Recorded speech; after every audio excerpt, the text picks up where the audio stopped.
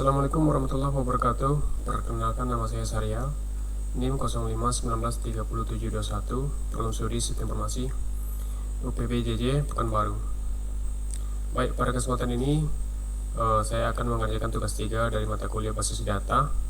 Di sini ada dua soal yang akan kita kerjakan. Yang pertama, melakukan praktikum transaksi.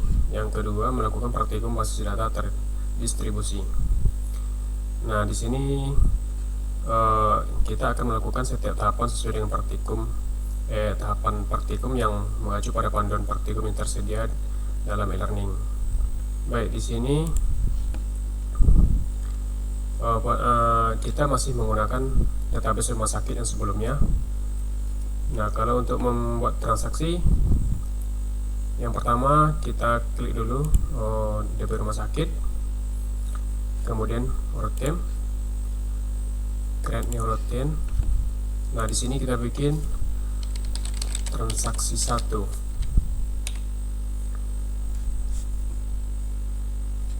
Oke, ini kita hapus dulu.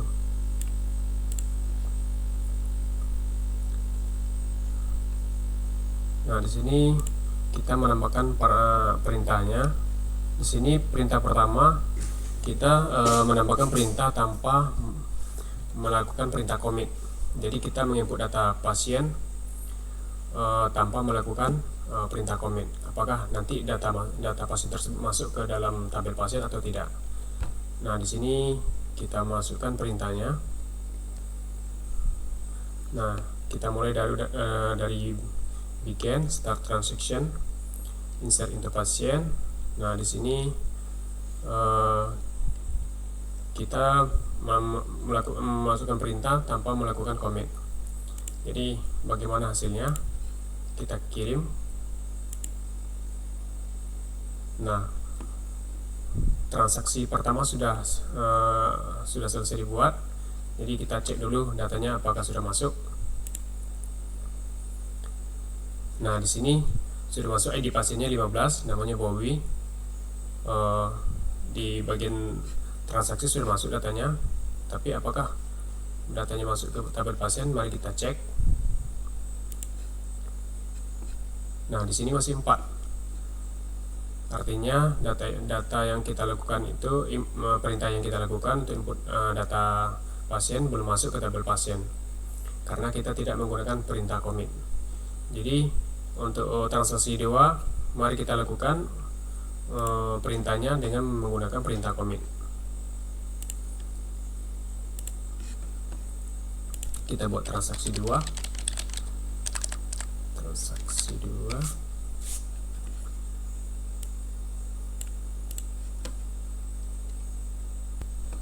Nah, di sini kita masukkan perintah insert into pasien tapi menggunakan perintah commit. Nah, kita cek apakah nanti datanya masuk ke dalam prosedur transaksi dan data pasien. Mari kita cek. Kita kirim dulu ya. Nah, sini kita sudah membuat transaksi kedua.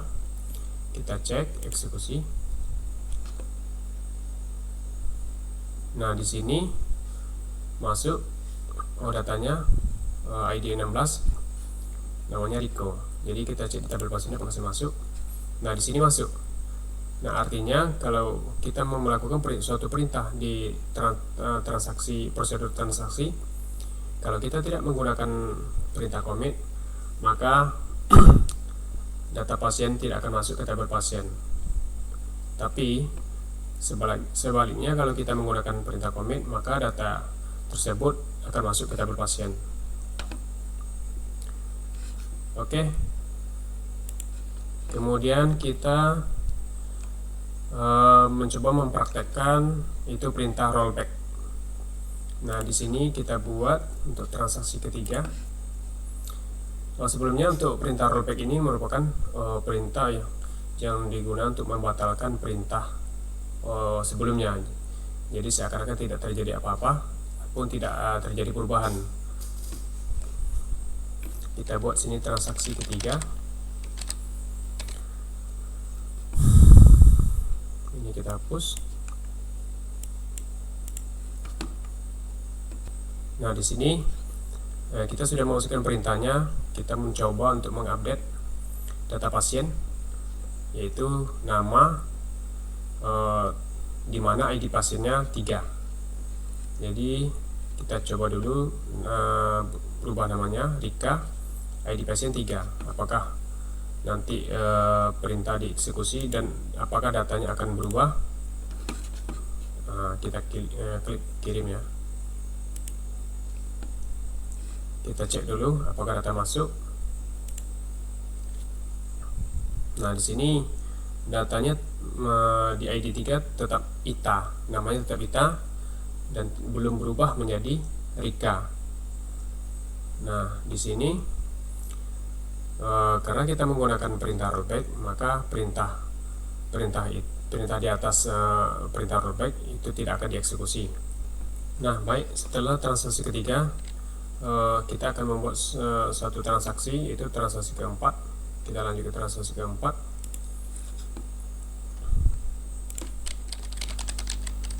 Si 4 kita hapus.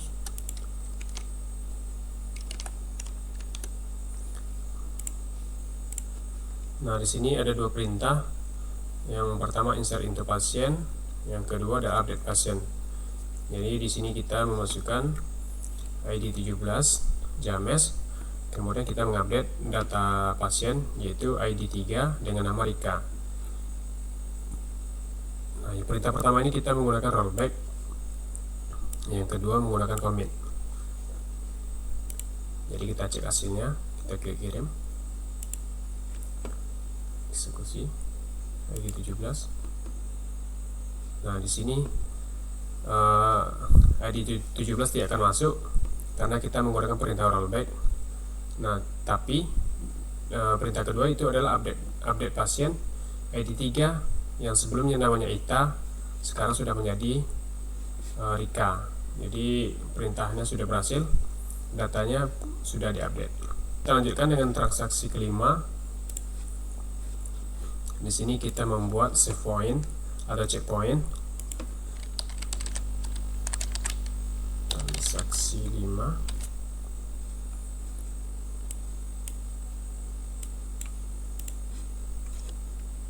Nah, di sini perintah pertama kita menggunakan save point 1.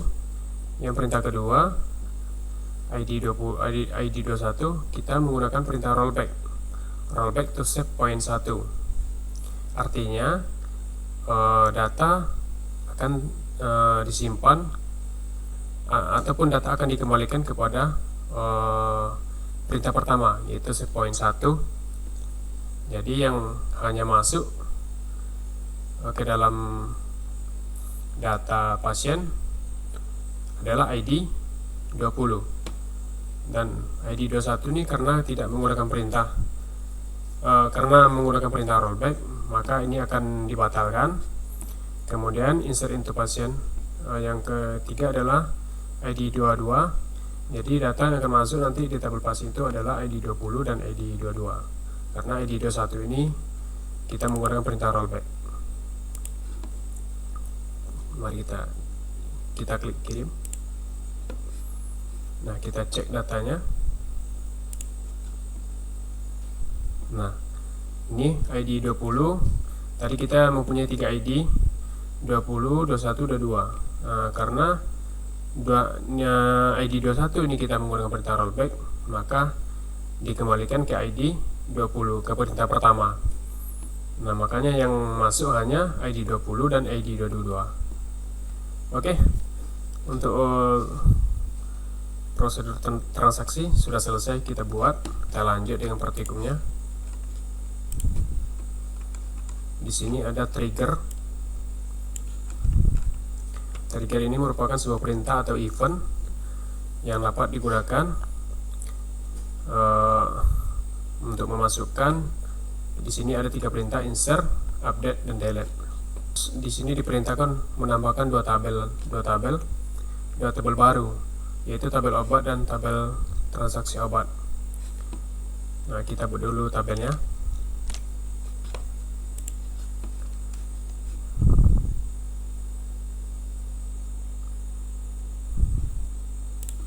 kita menggunakan perintah SQL-nya, tabel obat, kirim, kemudian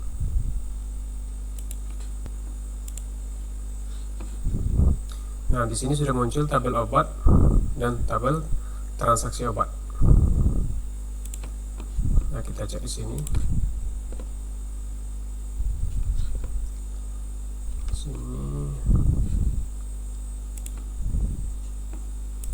Yep.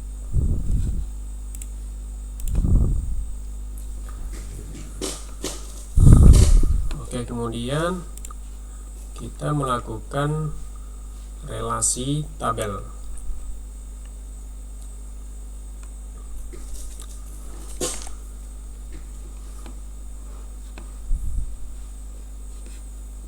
Rumah sakit, desainer.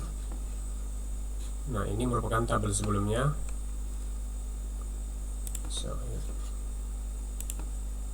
Kita checklist di sini biar nanti tabel yang baru kita buat itu akan muncul. Nah, di sini.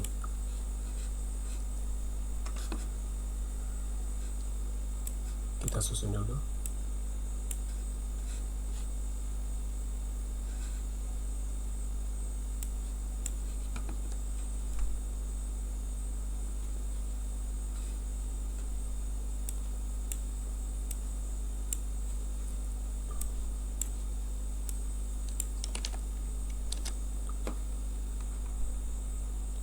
Kita akan buat seperti ini.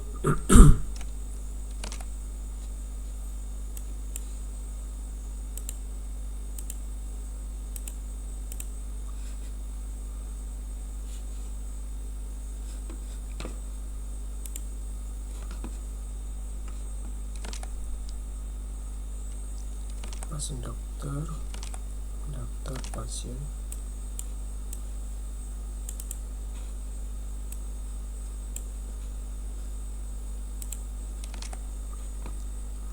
transaksi obat,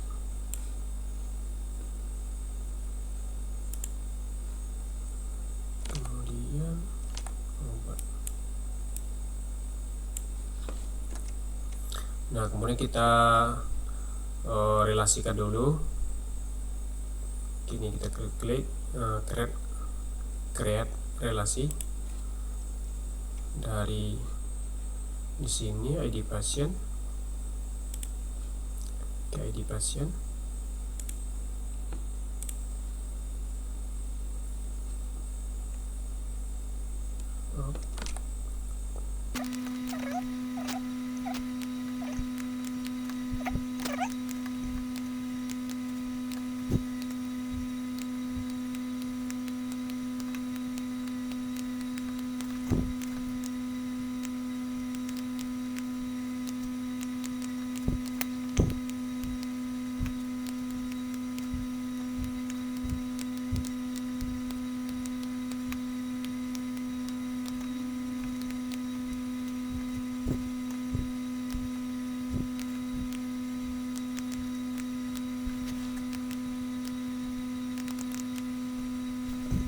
Nah, baik, di sini sudah kita buat relasinya.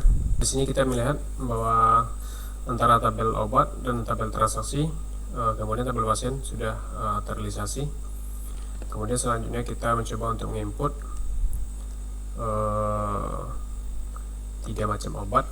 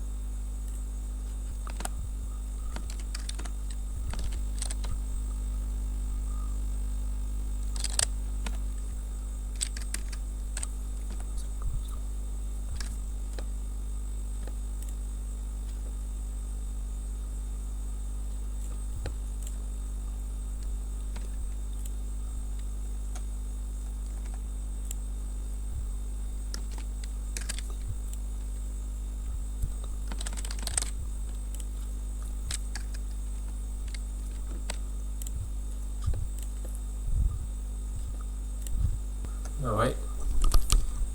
Nah, di sini kita sudah menginput 3 macam obat.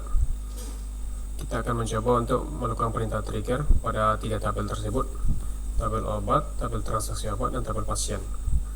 Misalnya seseorang pasien ingin membeli sebuah obat, yang di sini kita contohkan dengan amoxicillin.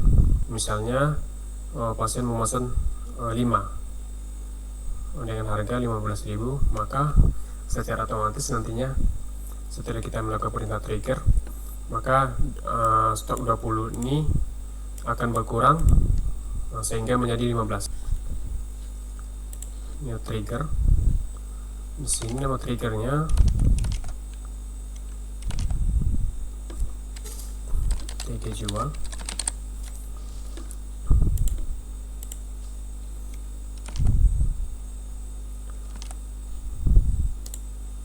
Tabel transaksi obat, after insert.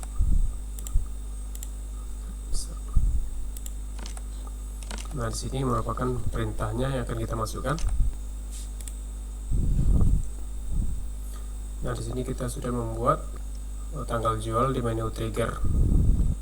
Nah, baik. Di menu transaksi kita masukkan ID transaksi 1, ID pasiennya 1, kemudian ID obatnya 2, jumlahnya 5, harganya, harga kode nomor 2, harganya 15.000. Kita kirim. Nah, di sini